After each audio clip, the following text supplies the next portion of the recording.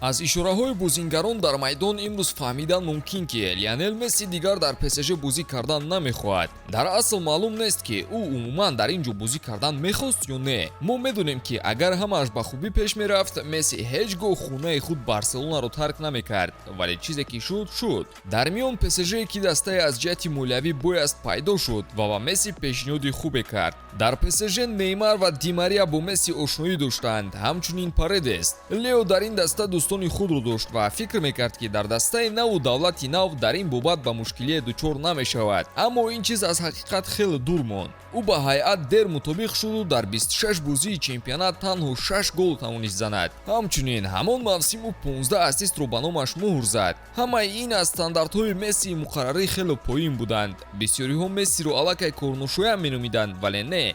Ин Месси не, балки ПСЖ корношоям шуда буд. Пеш аз оғози мавсими нав маълум буд ки ҳамин даста ҳаёти Мессиро барояш хуш намекунад. онҳо ду дӯстони Мессиро ба осонӣ аз даста гусел карданд. Аниқтараш Паредес ва Ди Мария ҳарду якҷо тобистони қаблӣ ба Ювентус гузаштанд. ҳатто Неймар ҳам шояд ба зудӣ тарки даста кунад. Новобаста ба ин ҳам Месси мавсимро дар нотаи баланд оғоз кард. гол ва ассистҳо қариб дар ҳама бозиҳо. Ин натиҷаҳо мотиватсияи шахсӣ буд, на ин ки хоҳиши дар ПСЖ бозӣ кардан. Ин соли ҷоми ҷаҳон буд ва Месси мехост дар ҳолати хуб бошад, зеро фурсат охирин барояш буд. ин чиз барои касе махфӣ нест. агар нороҳатие пайдо мешуд, барои қатар шуда Месси ба бозиҳо намебаромад. ӯ ягон риске дар бозиҳо намекард. Месси ҷароҳати ҷиддӣ надошт, вале дар умум 6 бозиро маҳзи эҳтиёт аз даст дод. мақсади гап чи аст? мақсади гап ҳамин ки ПСЖ барои Месси аҳамияте надорад ва ӯ ин чизро ҳар бор нишон медиҳад. дӯстон, агар шумо ба тамошои футбол ва дигар навъи варзиш шавқ дошта бошед, агар шумо хоҳед ки тамошои бозиҳо бароятон боз ҳам ҷолибтар гузарад, пас ҳатман аз хизматрасониҳои ширкати 1x истифода баред. дар 1x регистратсия осон ва пардохт аз тамоми гӯшаи канори дунё, вале муҳимтар аз он бонус то $100 дар аввалин пардохт бо промокоди тачфут. силкаи зарурӣ дар комментария. ба ҳама муваффақият. мо ҳунари Мессиро дар ҷоми ҷаҳон дидем. ӯ беҳтарин возингари мусобиқа гардид ва ҳалол ҳам кард. ӯ дар ҳама даври мусобиқа ба голзанӣ даст ёфт ва дар ҳар бозӣ як ҳунари зебояшро ба намоиш мегузошт, чизе ки дар ПСЖ нишон намедод. мо дидем ки ӯ ба бохт дар бозии нахуст чӣ реаксия нишон дод. дар бозии дуюм мисли ҷавони 18-сола баромад, голи зебое ба ҳадаф расонид ва дар голи дуюм ассисткор шуд. мо ӯро дар ҳолатҳои ҳассос дар плей-офф ва дар даври финалӣ дидем. тамоми 120 дақиқаи бозии муборизаро идома медод. ҳамин буд ки ӯ дар ҳайати Аргентина қаҳрамон шуд ва дар Барселона муваффақ буд. дар ПСЖ бошад ягон вақт.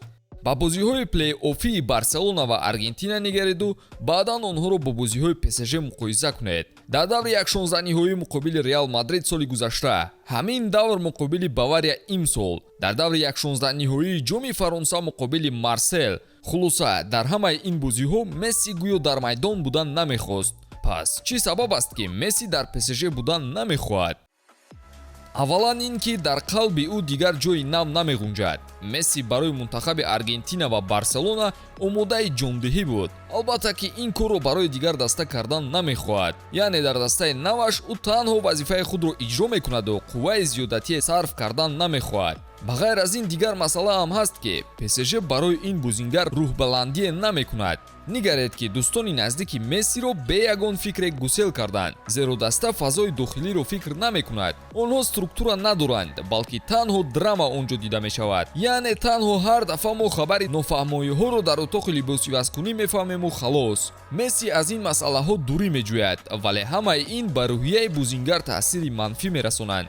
ҳамин нақшаи варзишии даста низ заиф таҳризӣ шудааст. онҳо танҳо ба Мбаппе такя мекунанд. даста метавонист Зиданро ҷалб карда ба орзуи деринаи худ дар Лигаи Чемпионҳо расад, вале мураббиеро оварданд ки дар Аврупо дастоварде надорад. ҳамчунин ду маротиба дар тарҳи либоси Месси иштибоҳ шуд. баъд чӣ хел Мессие ки ҳамеша барои ба даст овардани ҷом мубориза мебурд, дар дастае ки роҳгум задааст бозӣ кунад? Месси ба ҳадафи калони худ расид ва ӯро мушкилиҳои дохилии даставӣ нороҳат намекунанд.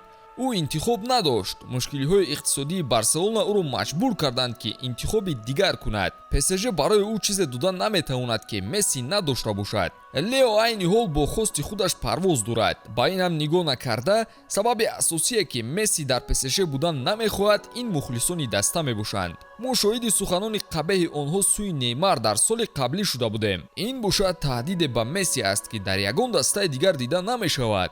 ҳатто расонаҳои фаронсавӣ ба ҳолат кӯмаке намекунанд. онҳо ягон эҳтироме ба месси нишон намедиҳанд ва албатта ки месси низ дигар майли бозӣ кардан пайдо намекунад. яъне баъди анҷоми шартнома ҳамин тобистон месси ба тахмини зиёд тарки псж мекунад. барселона ба гуфтаи омодаи қабули ӯ аст, вале вазъи даста чӣ хел аст шумо низ хабар доред. оё мо ӯро дар охир дар манчестер сити канори пеп гвардиола мебинем? боварӣ дорем ки миллионҳо мухлис мессиро дар премер-лига дидан мехоҳанд. варианти ба MLS рафтан низ ҳаст. дэвид бекхэм ва интер майами бисёр пешниҳод барои бурдани месси доранд. оиди тарки аврупо ки гуфтем, месси метавонад мисли рақибаш ба осиё раваду қопчаи пулҳои арабҳоро интихоб кунад. шумо чӣ фикр доред? ояндаи мессиро чӣ хел мебинед? дар псж будан яъне ки ҳамеша рақобат бо мбаппе доштан барои месси аст. кӣ медонад, ҳар чӣ шуданаш мумкин. мунтазири қарори месси мемонем. хайр дӯстон.